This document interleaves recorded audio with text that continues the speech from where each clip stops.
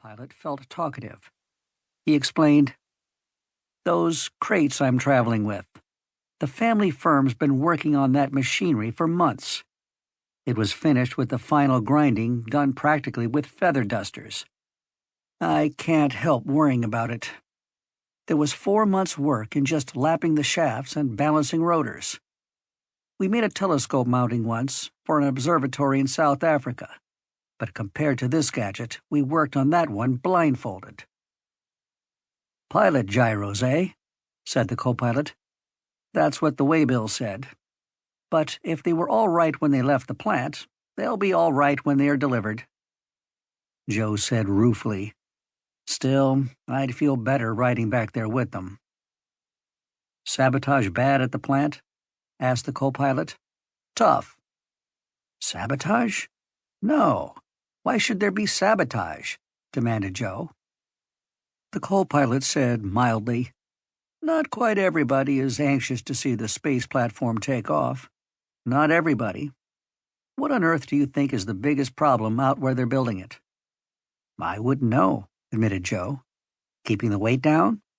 But there is a new rocket fuel that's supposed to be all right for sending the platform up. Wasn't that the worst problem? Getting a rocket fuel with enough power per pound?" The co-pilot sipped his coffee and made a face. It was too hot. "Fella," he said dryly, "that stuff was easy. The slide rule boys did that. The big job in making a new moon for the Earth is keeping it from being blown up before it can get out to space. There are a few gentlemen who thrive on power politics. They know that once the platform's floating serenely around the Earth, with a nice stock of atom-headed guided missiles on board, power politics is finished. So they're doing what they can to keep the world as it's always been, equipped with just one moon and many armies. And they're doing plenty, if you ask me." "I've heard," began Joe. "You haven't heard the half of it," said the co-pilot. "The air transport has lost nearly as many planes and more men on this particular airlift than it did in Korea while that was the big job. I don't know how many other men have been killed. But there's a strictly local hot war going on out where we're headed. No holds barred. Hadn't you heard?" "It sounded exaggerated," Joe said politely. "I heard there was cloak and dagger stuff going on." The pilot drained his cup and handed it to the co-pilot. He said, "He thinks you're kidding him." He turned back to the contemplation of the instruments before him and the view out the transparent plastic of the cabin windows. "He does?" the co-pilot said to Joe. "You've got security checks around your plant. They weren't put there for fun. It's 100 times worse where the whole platform's being built." "Security?" said Joe. He shrugged. "We know everybody who works at the plant. We've known them all their lives. They get mad if we started to get stuffy.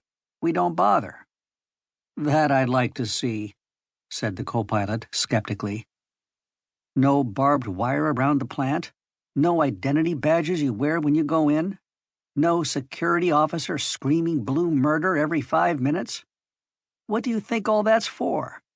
You built these pilot gyros. You had to have that security stuff." "But we didn't," insisted Joe. "Not any of it.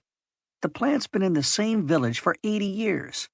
It started building wagons and plows, and now it turns out machine tools and precision machinery. It's the only factory around, and everybody who works there went to school with everybody else, and so did our fathers, and we know one another." The co-pilot was unconvinced. "No kidding?" "No kidding," Joe assured him. "In World War II, the only spy scare in the village was an FBI man who came around looking for spies. The village cop locked him up and wouldn't believe in his credentials. They had to send somebody from Washington to get him out of jail." The co-pilot grinned reluctantly. "I guess there are such places," he said enviously. "You should have built the platform. It's plenty different on this job. We can't even talk to a girl without security clearance for an interview beforehand, and we can't speak to strange men or go out alone after dark." The pilot grunted. The co-pilot's tone changed. "Not quite that bad," he admitted.